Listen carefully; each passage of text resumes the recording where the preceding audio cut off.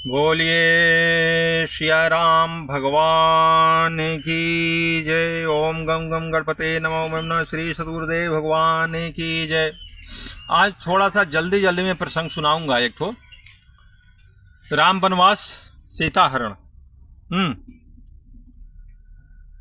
राम वनवास हुआ, सीता हरण हुआ, ठीक है ना।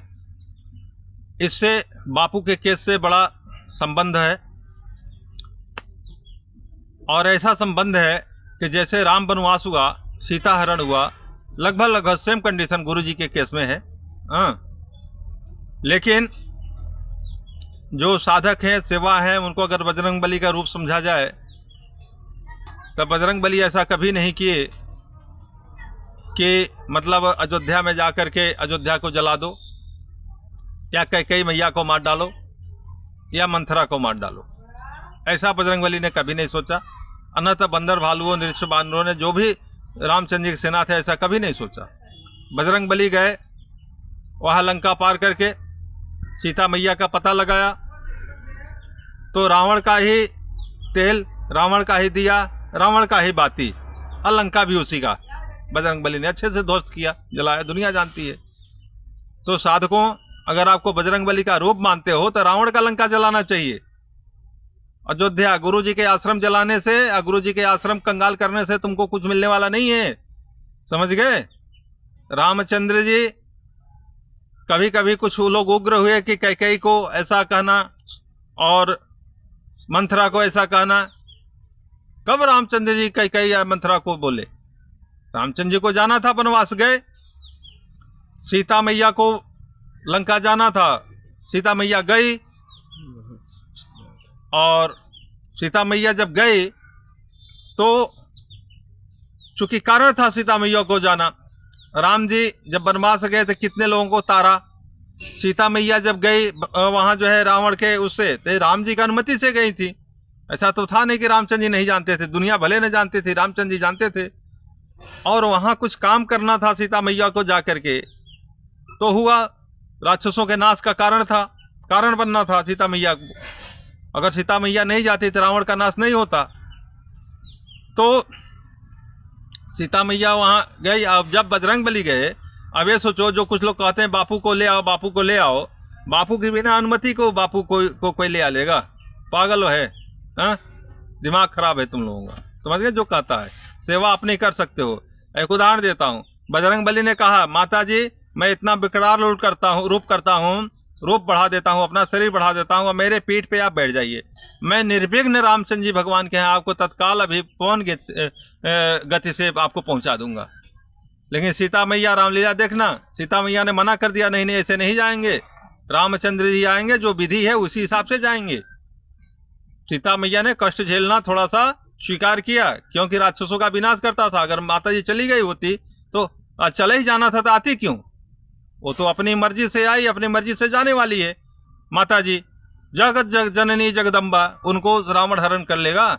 ऐसे परम पूज्य संत श्री आसाराम जी बापू जी, पूरे ब्रह्म, तीनों लोक के मालिक, ब्रह्म नायक ब्रह्मांड के, इनको कोई जेल में बंद कर लेगा? अगर गए हैं तो अपनी इच्छा से, और आएंगे तो अपनी इच्छा से। हाँ, सबको सेवा करने का अधिकार है, ठीक है। इसमें कुछ साधक उग्र होकर के, मैं आश्रम को ऐसा फूंक दूंगा, ये कर दूंगा, वो कर दूंगा, सामान नहीं लूंगा, दक्षिणा नहीं दूंगा, वहाँ ये नहीं करूंगा, आश्रम में जाऊंगा नहीं। मूर्ख हो, कभी राम जी के मतलब प्रसन्न नहीं कर सकते इस ढंग से। ऐसे कभी बापू को तुम प्रसन्न नहीं कर सकते इस ढंग से। बापू के प्रसन्न करना है तो बापू के सिद्धांतों पर चलो, समझ गए। आश्रम बापू का सुरक्षित रहे, वहाँ के जो गुरु भाई हैं वो भी सुरक्षित रहे। उनकी कैसे तुम सेवा सुरक्षा संरचना करोगे, उनकी सेवा सुरक्षा करना, गुरु जी की सेवा सुरक्षा करना। जहाँ तक तुम्हारी पहुँच है, गुरु जी के पास पहुँच है, गुरु जी के पास डायरेक्ट जा सकते हो, कौन मना कर रहा है? जाओ, करो ना सेवा। लेकिन तुम लोग तो वैसे ही है कि बजरंग बली की बात करते हो। बजरंग बली गए, लंका की तेल, लंका की दिया, लंका की बात थी, तब लंका को फूका, और तुम तो अपने बापूजी का घर फूकने के लिए तैयार पड़ बैठे हो। बजरंग बली जाकर के अयोध्या को फूकते और कैकेयी मैया को मार डालते, और उनको जो है क्या नाम है, वो जो है जो माता जी थी जो वो लगाई थी, क्या नाम आ रहा है भैया, नहीं आ रहा, मंथरा। मंथरा को मार डालते, क्या था बजरंगबली में को मारने में। लेकिन उन्होंने तो ऐसा नहीं किया, क्या वो मार देते थे रामचंद्र जी खुश हो जाते? ऐसे तुम लोग जरा होश में आओ यार, पागल वगल हो गया एकदम से, हैं? अकल नहीं है। ज्ञान दिया गुरुजी ने तो जो जिसकी सेवा गुरुजी सौंपे हैं उसको करने दो। गुरुजी तो चाहते हैं कि हमारी सेवा आनंद करो। गुरुदेव की गौशाला वहाँ नहीं जाना है तो अलग से गौशाला खोलो, 10-10 खोलो, 20 खोलो, 50 खोलो, लाखों गाय रखो। अलग से तुम बड़े बड़े सत्संग कराओ, गुरुजी का आयोजन करो, योगासन सिखाओ, प्राणायाम सिखाओ, बाल संस्कार चलाओ, और भी दिव्य प्रेरणा प्रकाश बांटो, दिव्य प्रकाश मतलब और भी तमाम प्रतियोगिताएं हैं गुरुजी की, उसको करो, कराओ, सेवाएं हैं, आश्रम बना के रख लो। मत देना उनको, अपने ही तो चलाओ ना बापू का फोटो लगा करके। कोई मना थोड़ी कर रहे हैं गुरुजी। शंकर भगवान तो सदैव विराजमान है, गुरुजी हमारे सदैव सदा हर जगह विराजमान है। लेकिन वो नहीं, इन लुच्चों को कहने पे क्या काम है, बस आश्रमवासी। सुनते सुनते मेरी कान पक गई है, तभी आज बोलने पड़ा है हमको कस के। अभी तो धीरे बोल रहा था, अभी भी इतने बोल रहा हूँ, अभी और सुना दूंगा अच्छे से। मैं बता रहा हूँ, सुधर जाओ।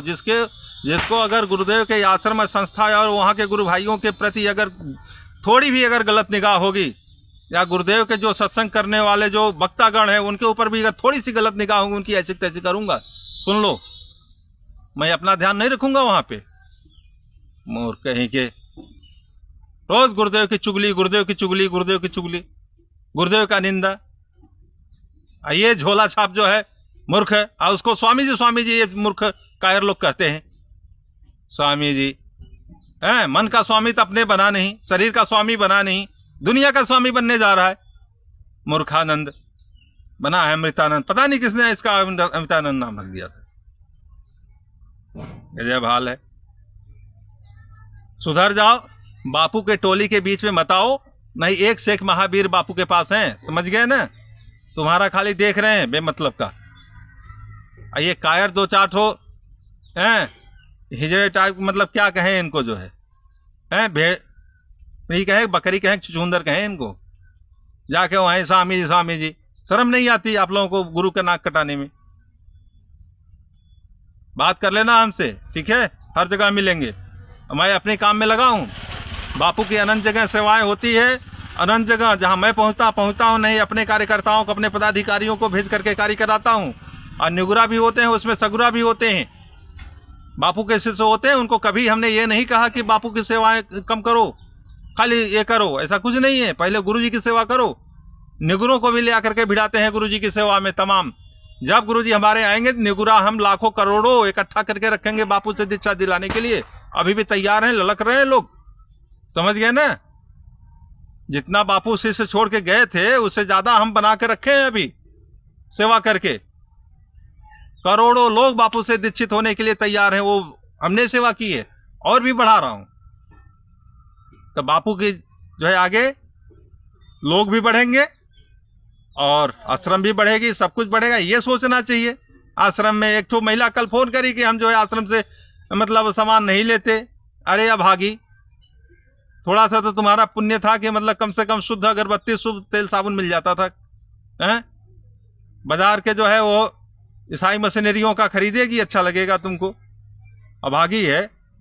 अभी 84 का चक्कर काटना बाकी है तुम लोगों का, समझ गए।